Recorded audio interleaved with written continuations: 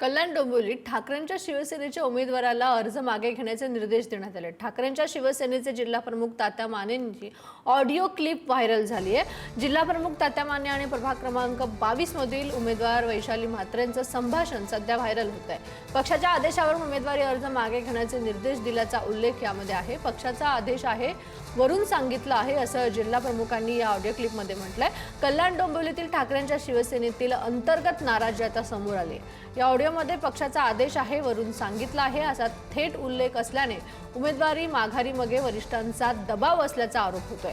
दरम्यान या प्रकरणावर प्रतिक्रिया देताना तात्या माने यांनी पक्षप्रमुखांच्या आदेशानुसारच निर्णयांची अंमलबजावणी केली असल्याचं स्पष्टीकरण दिलंय। तात्या म्हटलं कसं माघार घेणार आता? मी एवढा प्रचार केलाय, एवढं सगळीकडे हे केलंय. आता पक्ष सांगतोय की तू माघार घे. मी कसा माघार घेऊ सांगा बरं? किती काय मी काय बोलू या क्षणाला?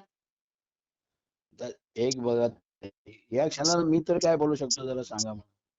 मग पक्ष जिथून ज्यांना उभं केलं ते माघार करून बिनविरोध निवडून आणतात. आम्हाला निवडणूक लढवण्याची इच्छा आहे आणि आम्हाला हे केलं जातंय, असं डावललं जातंय आणि पक्ष सांगतोय की तुम्ही माघार घ्या. हे हे कसं काय योग्य आहे तात्या पक्षाचा हा निर्णय?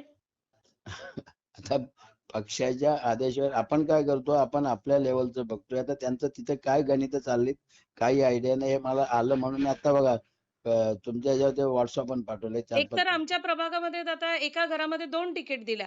मग त्या जागेला मला द्यायचं होतं ना तात्या तिकीट. मला आता तुम्ही या फॉर्म पण भरून आला. माझा फॉर्म वैध ठरलाय.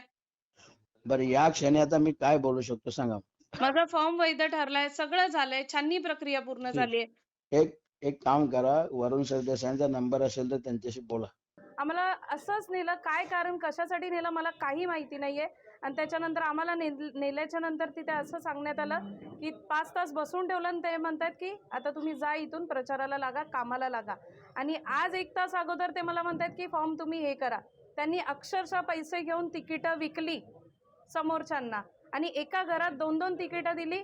दुसरीकडे जिथे त्यांना आमचे असे कार्यकर्ते होते की जे माघार घेणारे नव्हते, त्यांची तिकीटं कापली गेली आणि नको त्यांना त्यांनी तिकीटं दिली, जे गद्दार आणि पळपुटे होते। हे बघा, जे वरिष्ठांबरोबर हात मिळवणे, आपण सगळे समजदार आहोत।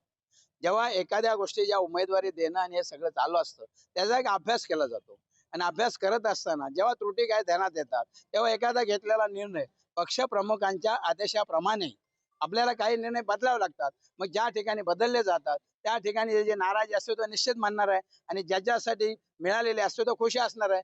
त्यामुळं या दोन्ही बाबी, खुशी नाराजी, हे दोन्ही अपेक्षित आहे आणि जो लीडिंग करतो त्याला ह्या दोन्ही गोष्टीला सामोरं जावं लागतंच।